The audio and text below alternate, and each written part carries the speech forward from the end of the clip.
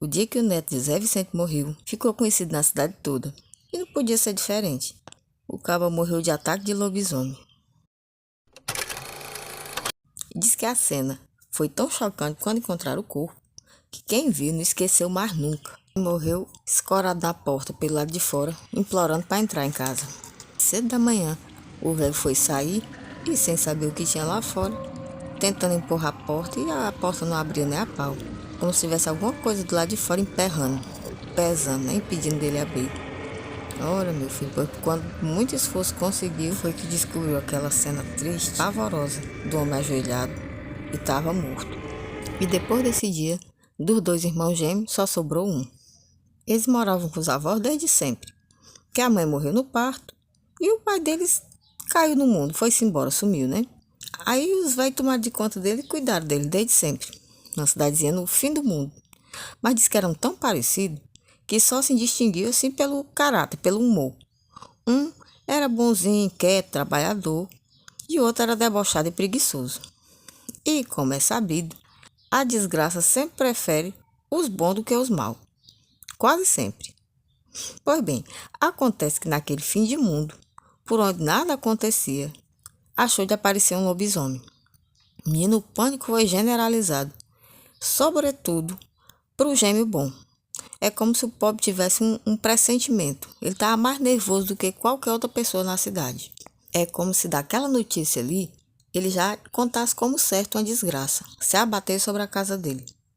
Pois bem, em nome desse pressentimento, ou fosse lá o que ele tivesse, ele foi o primeiro a ter a ideia de reforçar as portas de casa, a segurança que era para evitar do bicho entrar. Se isso fosse na cidade, comprava uns cadeados, umas trancas, umas coisas assim e tava tudo certo. Fácil resolvia. Mas cidadezinha de fim de mundo, tudo é difícil demais. As trancas, as laxas de madeira para colocar nessa porta. Menina, até isso o povo ainda tinha que ir atrás nos matos, derrubar árvore, serrar as tábuas para colocar, para uso. E dessa maneira tudo era muito complicado. Era ele e o velho trabalhando.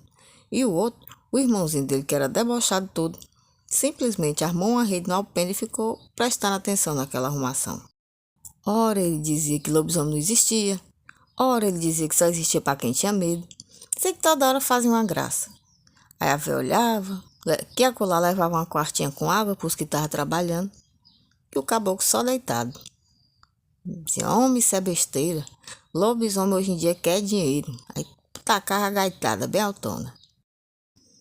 Uma hora a velha virou-se para ele e disse, mas eu acho muito feio seu comportamento de ficar só deitado, enquanto todo mundo se esforça. Ele virou para ela com muita naturalidade e disse, a senhora acha, é? Pois deixa eu lhe dizer uma coisa, entre sua opinião e uma pratada de cuscuz, eu prefiro com cheiro verde. A pobre da velhinha, coitada, só fez continuar o caminho dela no rumo da cozinha, e dali em diante, quando voltou, foi com o serrote para ajudar também. Ela sempre tinha tido um cisma naquele menino, que desde pequeno que ele tinha assim era metido a caba ruim, nó cego. O outro não era bom, era calmo, ajudava todo mundo, respeitava, era trabalhador, de modo que não tinha como a pessoa não comparar. Como é que pode um nascer tão caba ruim, tão sem futuro como esse e o outro ser de outro jeito? E seguir trabalhando, até o fim do dia. Mas também, quando esta porta finalmente ficou pronta, a pobre da véia, coitada, estava descadeirada e o velho não abriu mesmo de ruim. E o outro, o que tinha ajudado, estava tranquilo, estava satisfeito, a porta estava feita. Uma porta daquela ali não tinha bicho no mundo que derrubasse. E ele finalmente estava mais despreocupado. Quando chegasse a próxima lua cheia, era só todo mundo passar para dentro de casa, trancava tudo, e com as portas zona forte daquela, eles iam passar imune. Qualquer ataque de lobisomem, a presepada que tivesse pela cidade, não tinha como atingir a eles, a não ser que passasse por aquela porta. E passar por aquela porta ali estava provado que só se fosse um carro em alta velocidade, mas bicho ou gente não passava não. Também a porta tinha tranca de arriba a baixo e tinha reforço de tábua de madeira, cadeado de abacete. Então, segurança era garantida. A menos que eles deixassem essa porta aberta, né? Esquecesse de fechar. Ou então se estivesse do lado de fora, quando acontecesse alguma coisa ruim. Porque aí para abrir era uma luta. Mas, cuidando dessas coisas, sendo atencioso. Não tinha como, né? Que ninguém nos tempos de terror daquele ia esquecer uma porta daquela aberta, depois do trabalho todo que ela tinha dado. Pois bem, os dias passaram e chegou a sexta-feira, com lua cheia. E todo mundo entendeu que a noite prometia, que era a noite do bicho aparecer. Acontece que nessa dita sexta-feira ia ter um forró da lamparina, lá para a banda de um riachão. Forró da lamparina o povo chamava porque na época não tinha luz elétrica. Pois bem, com escuridão e tudo, em plena época de lobisomem o povo se tacava no meio das estradas para ir para tal festa. É claro que nem todo mundo tinha esses coragens todos, né? Mas Eustáquio teve. Eustáquio quem era? Pois era um dos gêmeos, era o debochadão. E o outro imediatamente pediu ao irmão que ele não fizesse Eusébio, isso. O que era o bonzinho. Mas é claro que ele não só não deu ouvidos, como ainda debochou do medo do outro.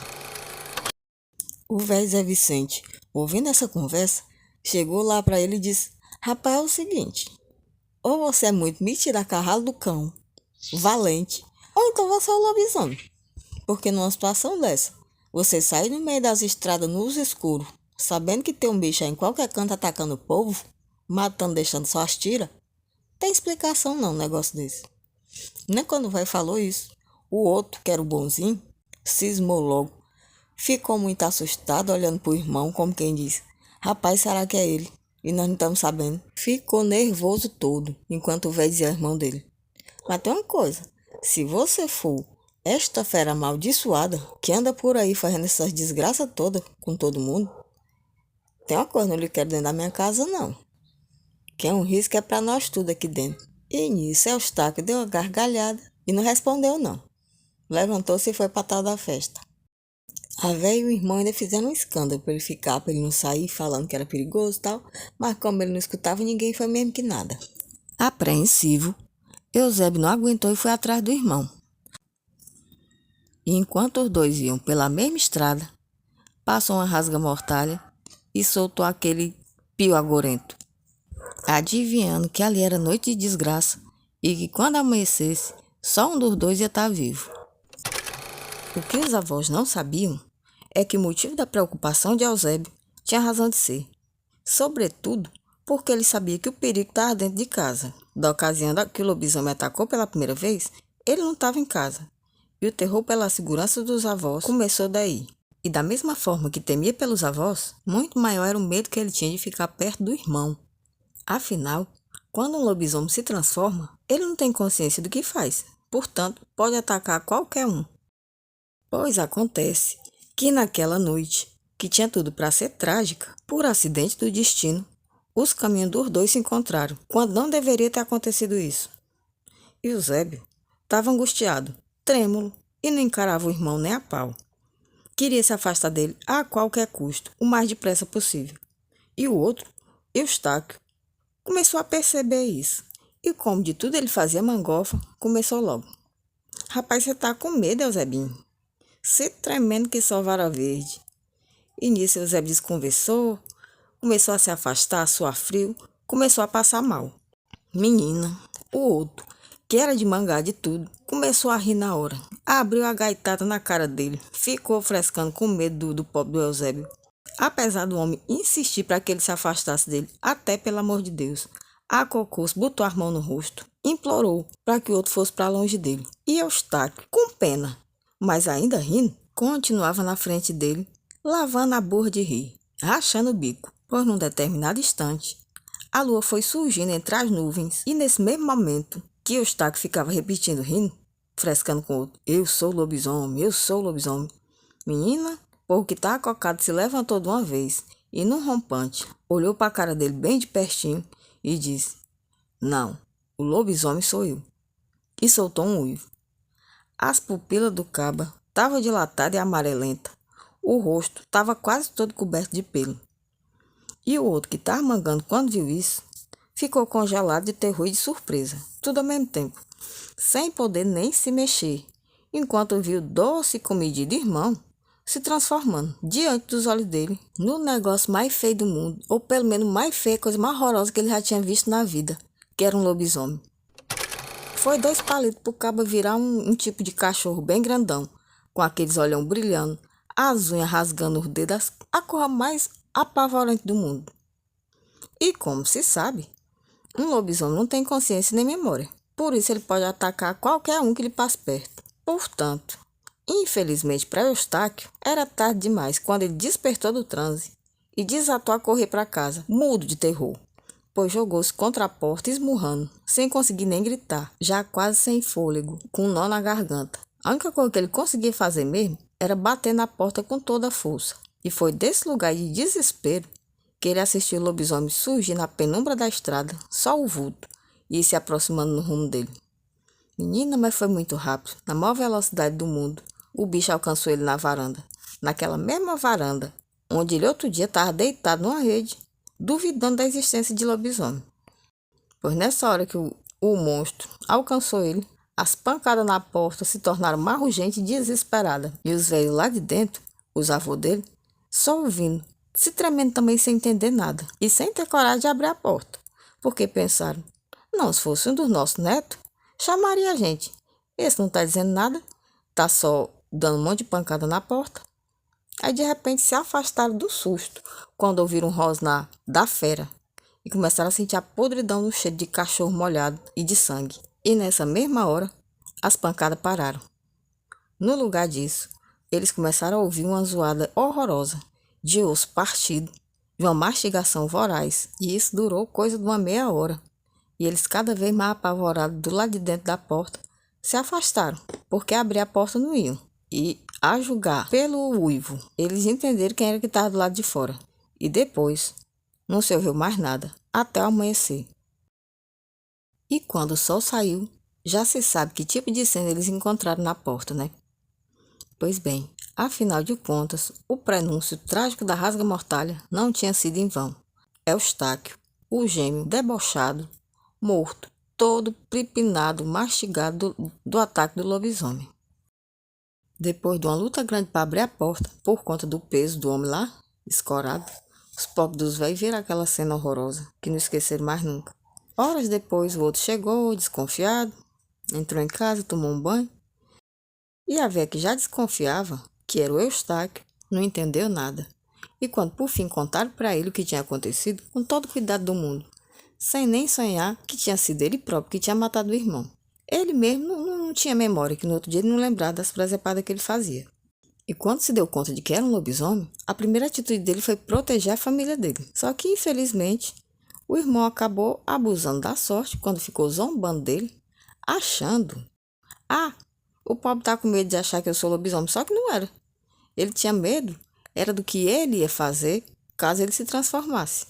Que aí não ia ter tempo nem do outro correr. Mas o cabo era teimoso, era gozador, gostava de frescar com a cara dos outros e acabou pagando com a vida. Um preço altíssimo, né? O velho que no começo desconfiava que o lobisomem podia ser o cabo preguiçoso, respondão, começou a repensar essa ideia. E como ele mesmo tinha morrido por ataque do lobisomem e o outro tinha chegado todo manchado de sangue, com a roupa rasgada e tudo mais, ele começou a entender a história. E a velha entendeu igual, quando viu o nível de desespero que Eusébio ficou, quando soube que aquela bagaceira toda que tinham feito com o irmão dele tinha sido tal do lobisomem. Então, pela culpa que ele sentiu, pronto, não tinha mais segredo. Os dois entenderam que a maldição do lobisomem não tinha caído sobre o Eustáquio, que era o malvadão lá, preguiçoso. Tinha caído sobre o pobre do miserável que não fazia mal a ninguém, coitado. De toda forma, o desespero dele foi tão grande que ele saiu com a roupa do corpo, sumiu na estrada e nunca mais foi visto. Tal qual como o velho tinha dito. Se você for o lobisomem, não lhe quero mais na minha casa. Pronto, a porta estava programada para a segurança deles, iam viver só os dois e nunca mais se ouviu falar de tal de lobisomem. E nem da sua triste sina de vagar por toda sexta-feira de lua cheia, causando um mal que não tinha nada a ver com a intenção dele. Sabe aquela história de perca o amigo, mas não perca a piada? Ué, no caso do cabo aí, rapaz, perdeu foi coisa, né? Pois bem. Mas por hoje é só isso mesmo, gente. Muito obrigado pela companhia de vocês até aqui, pelo apoio que vocês estão sempre dando a esse canal, os comentários, os likes. A gente só tem a agradecer. Portanto, um abraço bem grande para todo mundo e até a próxima história.